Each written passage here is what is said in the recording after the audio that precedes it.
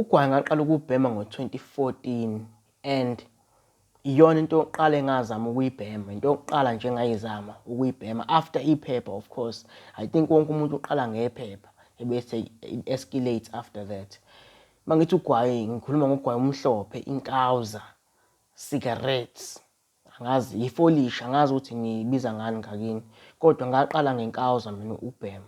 And it was round about the same time engaqala ngayo ukubhema insangu, kodwa into yokuqala engayizama ugwayi and ngawudonsa, wangikhwehlelisa ngendlela engakaze ngakhwehlele ngayo, ngakhwehlela ngaze ngakhala inyembezi, yabo. And I escalated quickly, very quickly. I was addicted, yabo. Started from low ugwayi ngawuzama, and then it went on to ugwayi every other day, yabo. Secretly at first, yabo, secretly at first. Uzama ukuthi unganuki, yabo. But then it got out of hand real quick, and it's easy to escalate an addiction to ugwayi because ugwayi ushibhile than insangu. It's more accessible than insangu. Insangu is illegal, so imizi eyayidayisa insangu yayilapho nalapho, yayingemningi, yabo. So, and there are even cheaper alternatives than i-Stuyvesant lesi esasidumile at the time.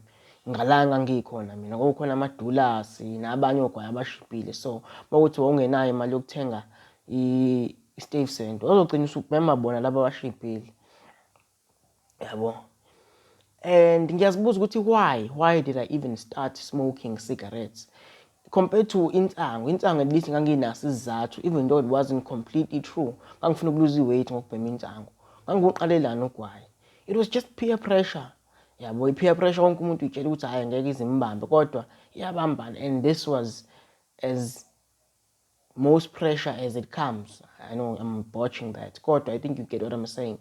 That was pure peer pressure, yabo.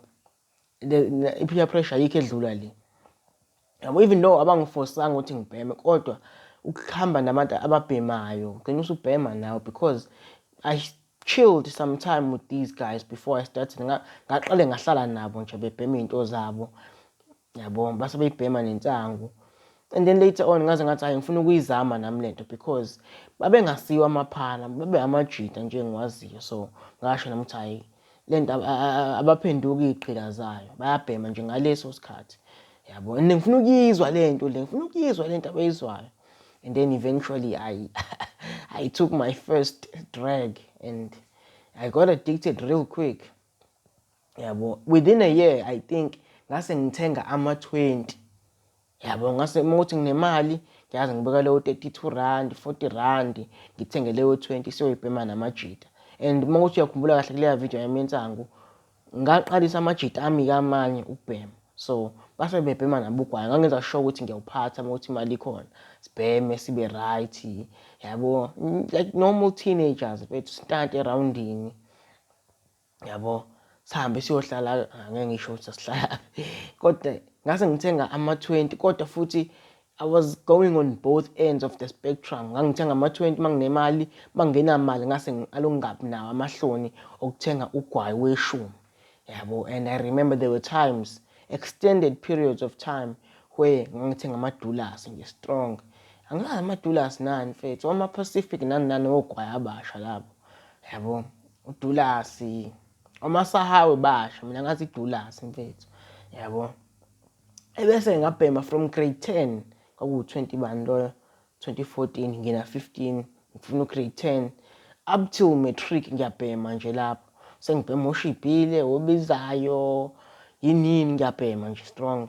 Ebese kwathi the year after matric I moved from Entemsweni to eMaritzburg, and then khona amajita esasihlala nawo lapha kaNobet, sesiqashe nawo, sasibhema nawo nje amanye, yabo. And then one of them just quit in front of me, uyeka kanjalo ugwayi. And that gave me motivation nami ukuthi ngiyeke. Ngangisho ekhanda nami ukuthi uTholi, igama lakhe kwakuwuTholi because wayemude.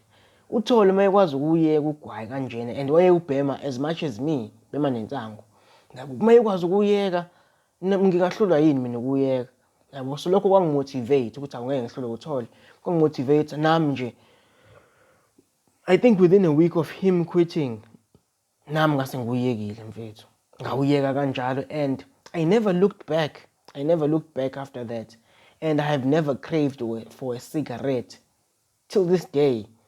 And it is one of the addictions I kicked the most. Angazoyibe kanjani lento, kodwa ayikho addiction engisake ngayinqoba,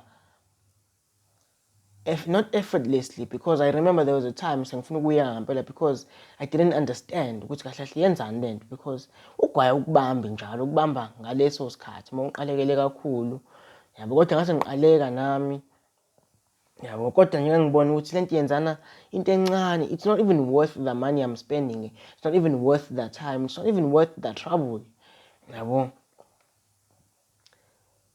Ngifuna ukuthi ngikonje ukuthi yeah, this is the addiction I kicked the most wholeheartedly, because even years later noma kuthiwa ngiphuzile noma kuthiwa ngenzani, angikaze nje ngahalela ukuthi hayi ngathi ngabhema ugwayi namhlanje. Abanye abantu, excuse me, ngisuthi isitambu-ke namhlanje, so please bear with me. Abanye abantu bethu bayabhema uma bephuzile, sothi akabheme, kodwa mina noma ngiphuzile angikufuni nalawo ahambe khona, angicabangi nokucabanga nje futhi ukubhema ugwayi.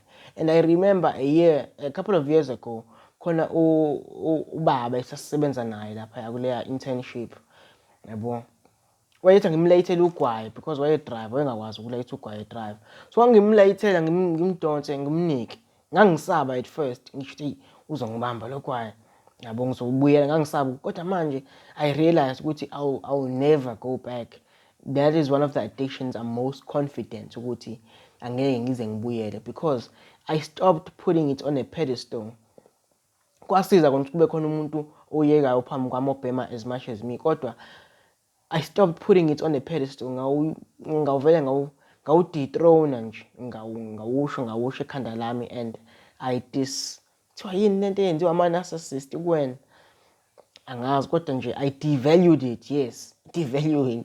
I devalued it, yabo. Even though vele I was struggling for some time ukuthi ngiyeke, kodwa nje I devalued it so much ukuthi it has no place in my life. I think all the other addictions I've had trouble and still having trouble to quit. It's because I find value in those addictions, yabo. So I think it's all about, at least for this addiction, it was all about devaluing it and just seeing no need or no benefit from smoking this thing empilweni yami. So yeah, thank you for watching.